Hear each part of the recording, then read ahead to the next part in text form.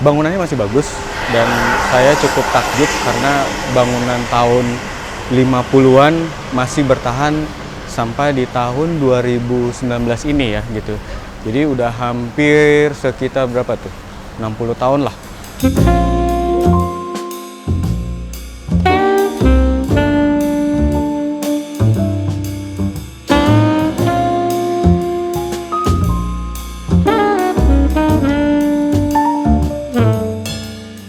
Existing dari gedung ini adalah bangunan lama, mungkin bisa dibilang cagar budaya ya. Kenapa?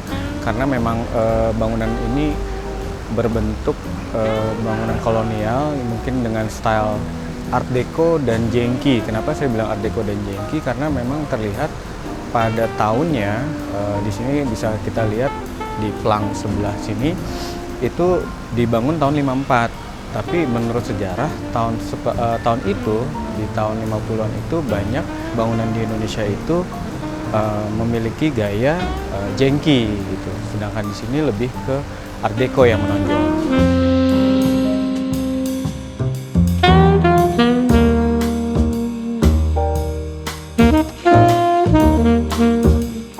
Untuk sejarah memang kita mencoba menggali dari beberapa sumber. Ada sumber dari buku, terus kemudian ada sumber dari beberapa teman. Info-info itu akhirnya kami rangkum. Kalau tahun 80-an itu ini masih berupa hotel. Dan memang dari awal kita melihat bangunan di Dago ini terlihat awalnya itu berupa gedung dengan bentuk massa L. Yang tersisa sekarang adalah bagian sisi pendek lah. Bagian sisi panjangnya dulu masih terlihat berupa tapak-tapak kamar yang jauh lebih panjang gitu. Jadi memang sisi pendek ini merupakan sisi pelengkap dari hotel tersebut. Mungkin setelah hotel itu sempat berubah fungsi karena waktu kita kesini tuh kita tidak melihat ini udah seperti hotel lagi gitu, tapi melainkan seperti kantor.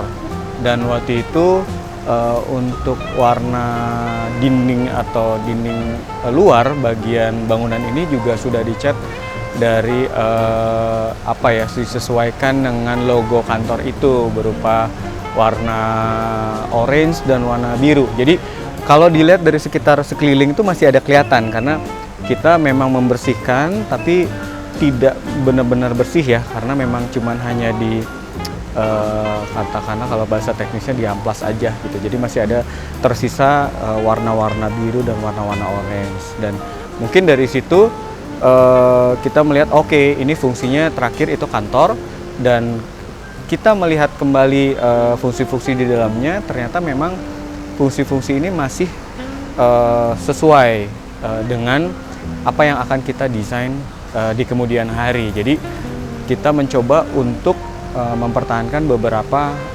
atau hampir 60% kali ya, 60% dari bangunan ini. Memang apa yang kita lakukan nanti itu hanya berupa perbaikan-perbaikan kecil dan penambahan-penambahan fungsi berupa sirkulasi dari lantai 1 ke lantai 2. Itu yang memang tidak memungkinkan dilakukan di dalam bangunan.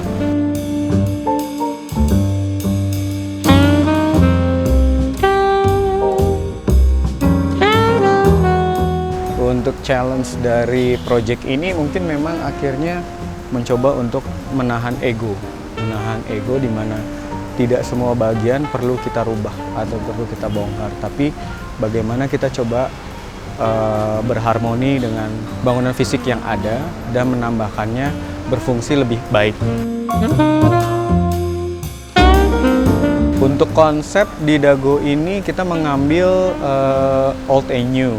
Untuk old-nya itu memang kita melihat bangunan ini lebih ke fisik ya, fisik bangunan. Jadi satu mungkin hubungan antar ruangnya yang cukup mirip dari apa yang kita perlukan. Bagian sisi L itu tadi berupa resepsionis, lobby, tempat breakfast untuk tamu ya, tamu. Di belakang itu area dapur. Nah, mungkin ini yang menjadi lucunya, ini mirip dari kebutuhan ruang dari cafe ini gitu loh. Jadi memang kita melihat oh ini semuanya bisa kita pakai gitu, jadi nggak perlu dibongkar. Sampai detail-detail berupa tangga lama yang materialnya itu cukup baik ya, itu kita bisa lihat dari kayu, mungkin kayu jati kali ya, itu yang sudah sangat-sangat matang. Terus kemudian ada detailing kusen, terus kemudian detailing handle gitu yang masih lama, dan mungkin itu yang kita bisa lihat cukup menarik. Dan paling menarik mungkin kita bisa lihat tembok sih gitu. Tembok itu memang kita tidak cat ulang, tapi melainkan kita coba untuk dibersihkan saja, karena itu menjadi keunikan tersendiri fisik bangunan ini. Untuk bagian new-nya atau barunya, kita lebih ke penambahan furniture untuk interior dan lighting.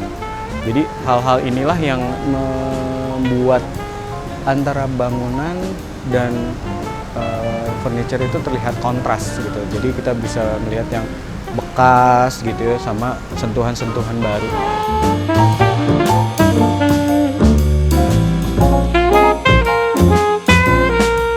Ekspektasi desain itu kalau menurut saya suatu yang seni itu tuh tidak ada yang namanya bagus atau tidak bagus. Yang ada itu suka dan tidak suka. Jadi pertama kali ngelihat bangunan ini walaupun dalam kondisi yang sudah buruk lah ya, maksudnya kondisinya, saya tuh udah suka. Makanya pemilihan untuk vendor-vendor, termasuk salah satunya itu arsitek, kita tuh harus yang udah suka dulu sama bangunan ini. Karena kalau misalnya nggak suka itu hasilnya nggak akan maksimal seperti yang sekarang.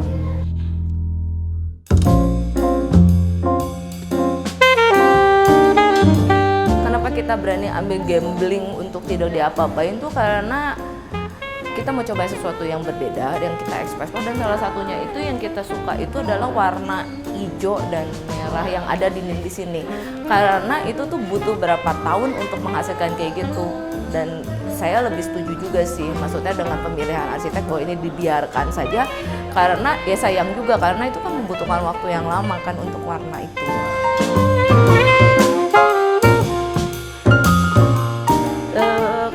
Misalnya di range kalau puas nggak puas sih nggak bisa ngomong lah ya, pasti kan selalu ada, maksudnya ada yang lebih ada yang kurang lah. Tapi kalau menurut saya dari hasilnya sekarang tuh saya puas. Kenapa saya bilang puas? Karena dengan banyaknya tamu yang datang ke sini dan mereka memuji, dan kebanyakannya ya tidak mencela lah. Saya sih itu jadi barometer saya ya, berarti saat ini apa yang kita feeling, apa yang kita kerjakan saat ini itu berarti sudah sesuai.